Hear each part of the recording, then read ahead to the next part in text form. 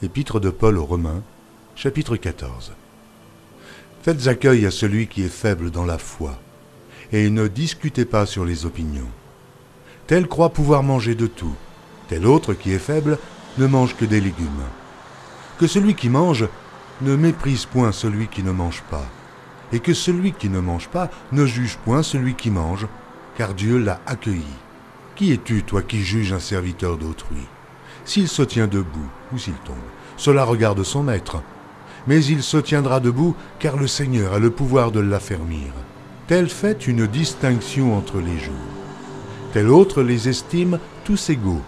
Que chacun ait en son esprit une pleine conviction. Celui qui distingue entre les jours agit ainsi pour le Seigneur. Celui qui mange, c'est pour le Seigneur qu'il mange, car il rend grâce à Dieu. Celui qui ne mange pas, c'est pour le Seigneur qu'il ne mange pas, et il rend grâce à Dieu. En effet, nul de nous ne vit pour lui-même, et nul ne meurt pour lui-même. Car si nous vivons pour le Seigneur. Et si nous mourrons pour le Seigneur. Soit donc que nous vivions, soit que nous mourions, nous sommes au Seigneur. Car Christ est mort, et il a vécu, afin de dominer sur les morts et sur les vivants. Mais toi, pourquoi juges-tu ton frère? Ou toi, pourquoi méprises-tu ton frère, puisque nous comparaîtrons tous devant le tribunal de Dieu? Car il est écrit, « Je suis vivant, dit le Seigneur. Tout genou fléchira devant moi, et toute langue donnera gloire à Dieu. » Ainsi, chacun de nous rendra compte à Dieu pour lui-même. Ne nous jugeons donc plus les uns les autres, mais pensez plutôt à ne rien faire, qui soit pour votre frère une pierre d'achoppement ou une occasion de chute. Je sais, et je suis persuadé par le Seigneur Jésus que rien n'est impur en soi, et qu'une chose n'est impure que pour celui qui la croit impure. Mais si pour un aliment ton frère est attristé, tu ne marches plus selon l'amour. Ne cause pas par ton aliment la perte de celui pour lequel Christ est mort.